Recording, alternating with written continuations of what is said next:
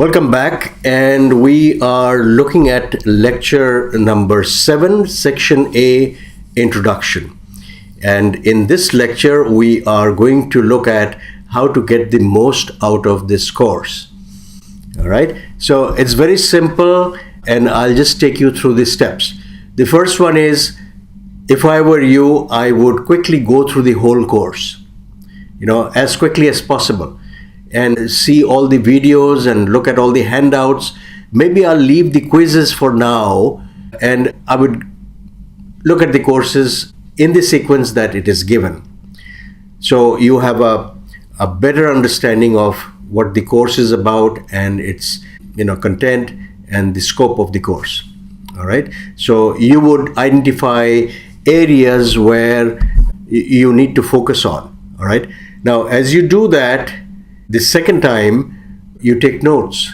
All right. Especially important things, some things that you are good at, things that you would like to apply and become more proficient in. So you would make notes. All right.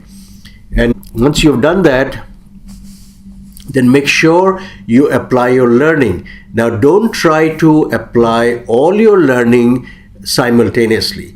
It will be too much for you to be able to give attention to all of them.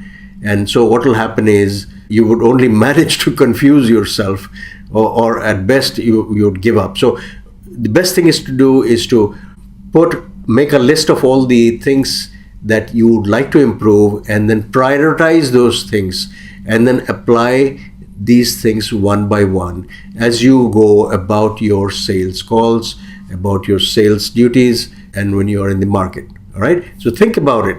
That itself is a good process of learning. All right. Now, if you have somebody else who can take the course with you, that would be super, because then you could compare notes.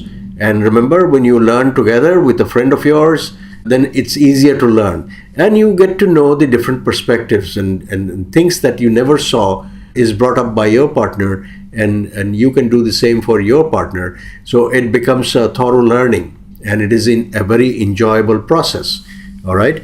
You could perhaps become each other's coach and help each other to learn. Right. Now, one of the best ways to do it is if you have someone who wants to learn selling, and you take from this course, merge it with your experience and with your knowledge and skills, and then guide this newbie who wants to learn from you. Because when you want to teach, you will have to study, you'll have to think about it, you'll have to understand it, and then only you can teach. So in the process, what happens is you really learn very quickly and thoroughly. Yeah, you get a absolutely fantastic understanding of the subject matter. But the thing to note here is, it is not only awareness and knowing the selling concepts and selling skills that will make the difference. It is also about doing. So don't forget the application bit of it. All right. Now let me share something with you about learning, because I believe that I should let you know how and what is the best way to go about integrating this course so you can get the best out of it. All right. So being a trainer, I go into these kind of things. Now I'm going to show you the learning pyramid. Now, surveys have indicated that when you hear a lecture like you are hearing me right now, or in the classroom, you probably will retain 5% over a week or max 2 weeks. After that, 95% of it will be gone. All right. But if you read something, then the retention is higher, and for probably little longer period of time, or maybe the same amount of time, but the retention is higher, like 10%. Okay. If you have audio visual, right, you're having an audio visual because you're seeing things on the screen and you're hearing. So it is audio visual. The percentage goes up, retention percentage goes up to 20%, but not really good enough, yeah, for the amount of work that you're doing, and how important it is for you to learn these things and apply those things. When you make a demonstration of what you've learned, then, or somebody else demonstrates to you, rather it is somebody else demonstrates to you, then it is 30%. All right, it goes up slightly.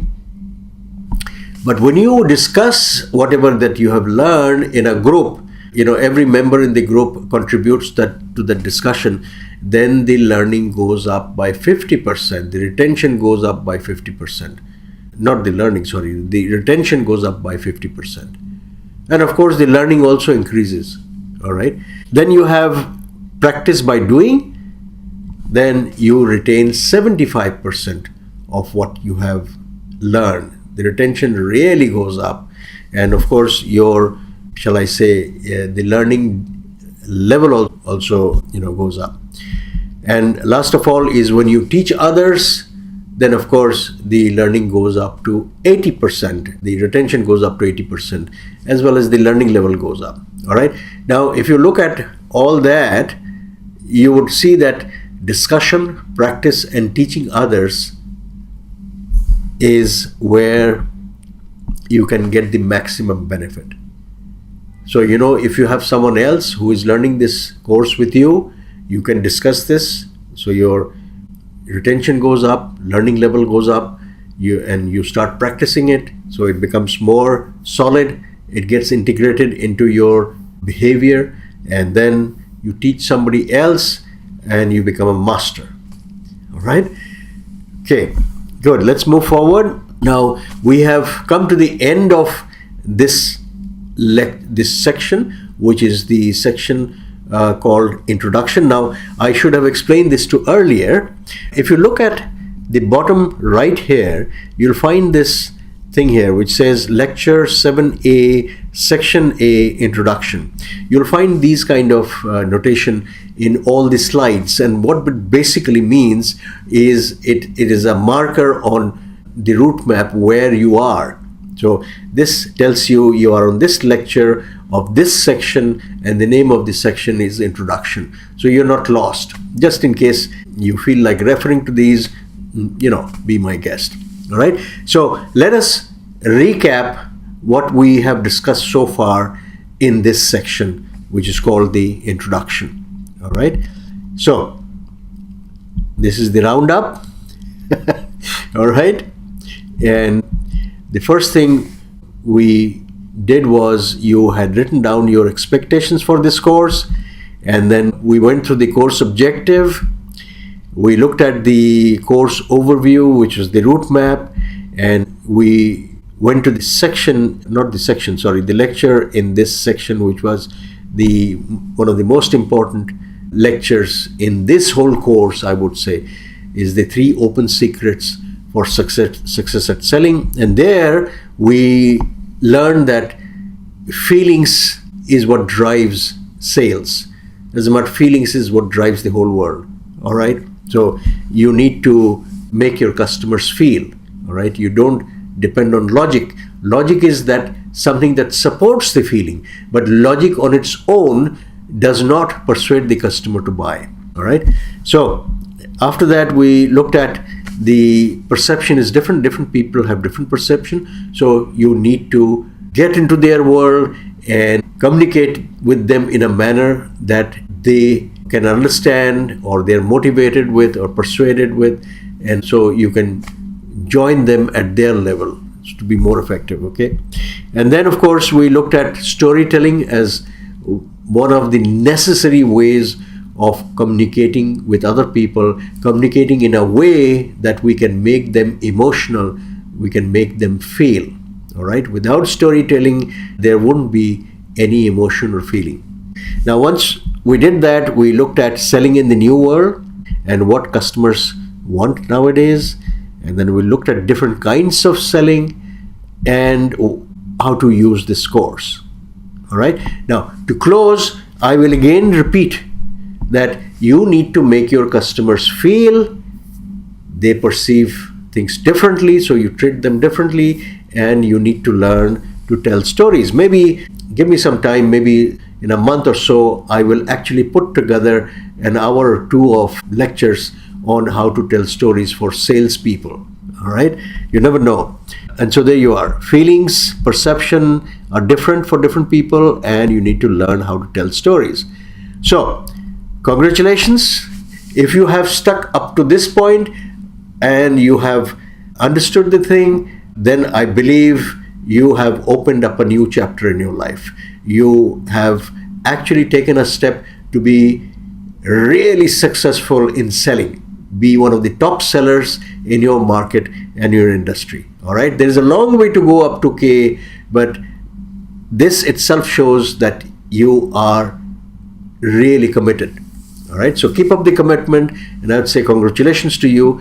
And in the next section that we are going over to, we'll be looking at preparing yourself to sell. So before you go into the market, you need to prepare yourself to sell.